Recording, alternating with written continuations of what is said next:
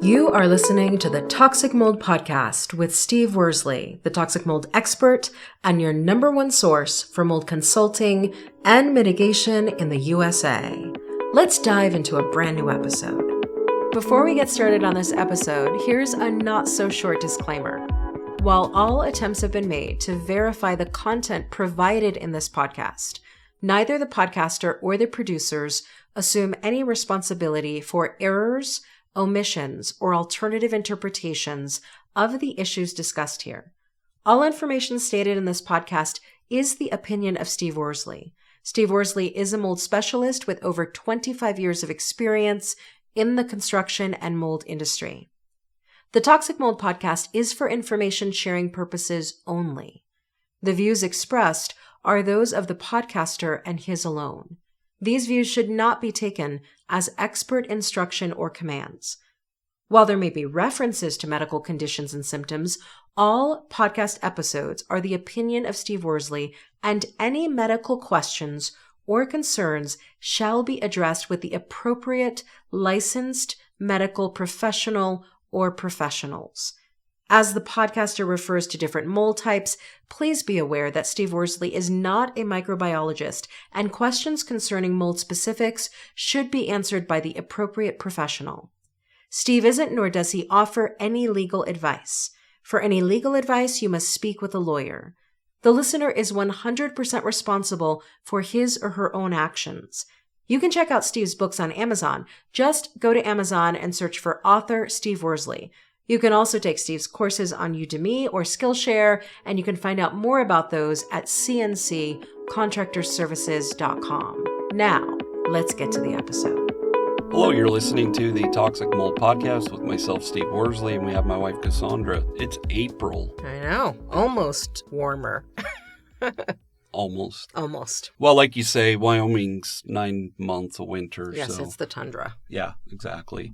But, it is what it is. That's probably why a lot of people don't live there. Yes, hopefully. That's changing, though. Yeah. Today's topic's actually a really interesting one because this is something I have to explain to all of my clients. But for toxic mold growth, what are the requirements? We talked about it a little bit in the last episode, but most people ask me, how does mold colonize and reproduce? And I think that's one of the first things you teach in the book, The Mold Epidemic, isn't it? It is. I'm pretty sure in almost every book you cover that. Yeah. And I don't believe that I've ever done a discovery call or a consultation and not explained it. Yeah. Because it is so important for our listeners to understand what they can do to prevent mold growth in the home. Mm-hmm. So I'm sure listeners are like, what are those three things? These are the three major things. There's obviously temperature and other factors, but the main things are the mold spore itself, mm-hmm. which is naturally present, humidity above 60% or a moisture source, and then the food, which is cellulose materials. So when I say those three things to you, and if I was to ask you, well, how do you get rid of all the mold spores in a home? You don't. How do you get rid of all the cellulose materials in a home? You don't. You wouldn't have a house. Exactly. And I know some listeners are like, well, no, there's a bunch of mold-proof, mold-resistant things you can do. Well, that's correct. But the analogy I used, and we were talking about it in the last episode, we're right here in a recording booth. If you look around here, you have these tiles that are for sound. We have a sound curtain. We are sitting on office chairs. There's sheetrock behind. All of that is cellulose. Exactly. Material. And I guess my point is yes, you could try to live in a home without cellulose materials, but it's not realistic. No. Even if you build a concrete palace. Exactly. You're still going to have somewhere in there cellulose your materials. furniture, your beds. Yeah. We're way past caveman days. Yes. Way past that. So the one thing you can control, so let's go back to the mold spores themselves. Can you get rid of all the mold spores in a home? No. You could, technically. But they're naturally present. Right. But you would have to implement so many different things. It would have to be like an operating room. Yeah, you'd have to put yourself in a bubble. Exactly. So my point is with cellulose materials and with the mold spores, the two of the three, the easiest one to control is the humidity. It's probably the only one you really can control, right? For the most part, yeah. Yeah. Okay. I mean, and I say that I'm sure listeners are like, that's kind of vague. But the problem is we just mentioned it. You could, but you couldn't really live in a home without cellulose materials. Mm-hmm.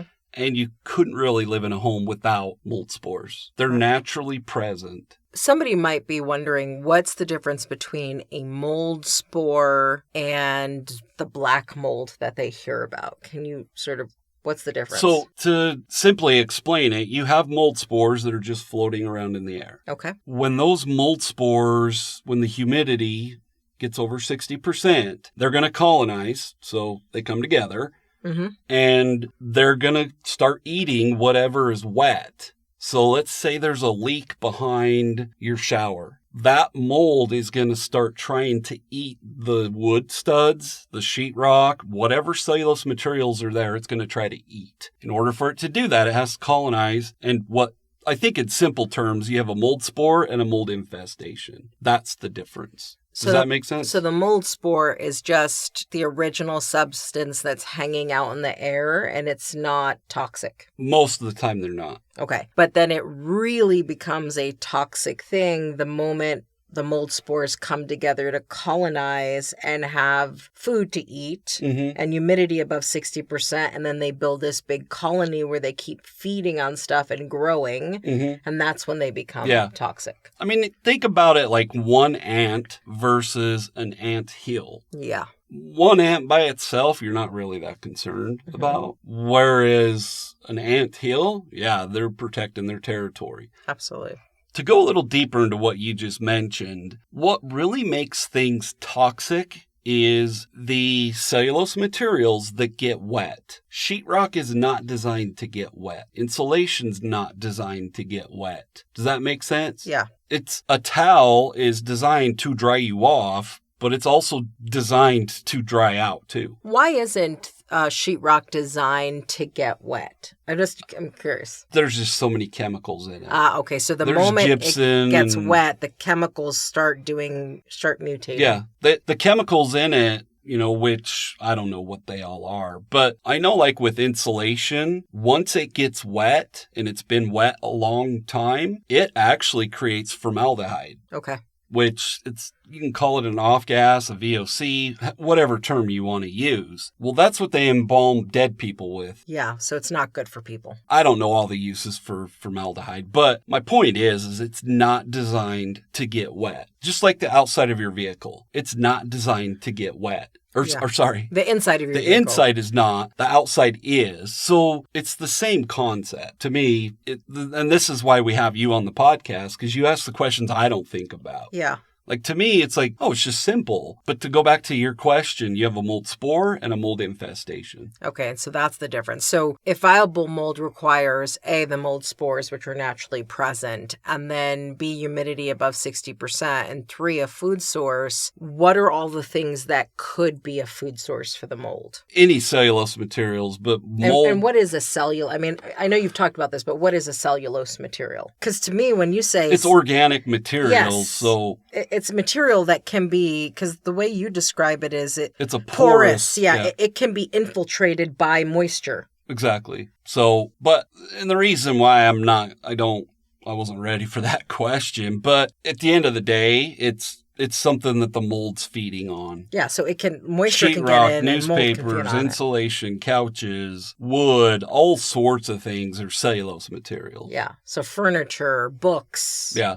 Pictures. Portraits. Yeah. I mean, if our listener was to just look around them, whether they're in their car listening or they're sitting in their kitchen, just look around at what's porous. Yeah. If you're in your car, you're sitting in a porous seat. Once again, the outside's designed to get wet. The inside is not. So there are many, many cellulose materials. On the other hand, though, someone could say, well, how come mold isn't prevalent on wood? Well, the wood, the porosity of it, meaning it's not as porous as a sponge. So think of it that way. Like water doesn't just run through a 2x4. Yeah. No, that makes sense. It runs right through insulation. That makes sense. Okay. So then, so much of the home is cellulose material. Yeah. And so, my whole point is we're not going to get rid of all those cellulose materials. You can try. And if you're one of our listeners, you can send me an email and say, I live in a home that has 0 cellulose materials. I'd love to hear from you. Mm-hmm. But it's not realistic. No, it's going to happen. So then the main thing that people can control that leads to mold growth is the humidity above 60%. And that can be controlled with dehumidifiers, circulation. So if it's a crawl space or an attic, even a bathroom, that's the whole point of an exhaust fan in a bathroom. Mm-hmm. Most people think they're fart fans. They're not there for smell. Okay. It's to ventilate that room. And for our listeners, I'm sure, we were just talking about humidifiers. Go in your bathroom, turn on your shower, take a hot shower for 10 minutes without the fan on. Look at all the water coming down the mirror. Yeah. That's condensation. So my point is like, if you have proper ventilation, you shouldn't see all that condensation. Yeah, exactly. So then thinking about what viable mold growth requires, what is your call to action for people? Don't just assume that your home's not making you sick. Oh, okay. We find hidden mold all the time. So most of the time it's behind a wall. It can be anywhere. Just don't assume I live in a brand new home. It's not making me sick. Because you never can tell. Exactly. And, this podcast is a great educational source for many listeners. And we appreciate all of our listeners. But tell your friends, your family about it. Like, tell them, hey, go to the Toxic Mold Podcast. You can listen to it on Spotify, iTunes, SoundCloud. What's the other ones? YouTube. Amazon Music. Yes. My point is you can get it on many platforms. So tell your friends and family about it. We keep growing larger and larger, which is great. And like I said, I want to thank all our listeners for that. But we give a ton of free information. Absolutely. And I'm not always right. I'm not going to profess to be that. But, it's a lot of good information that you can share with other people. Absolutely. So I appreciate all of our listeners. Have a great week. Thank you for listening to this episode. Make sure you go to our website at cnccontractorservices.com and sign up for the mold investigation checklist. Again, go to cnccontractorservices.com and get your free mold investigation checklist today. You can also on cnccontractorservices.com find out more about Steve's courses and books and consultations. Once again, go to cnccontractorservices.com.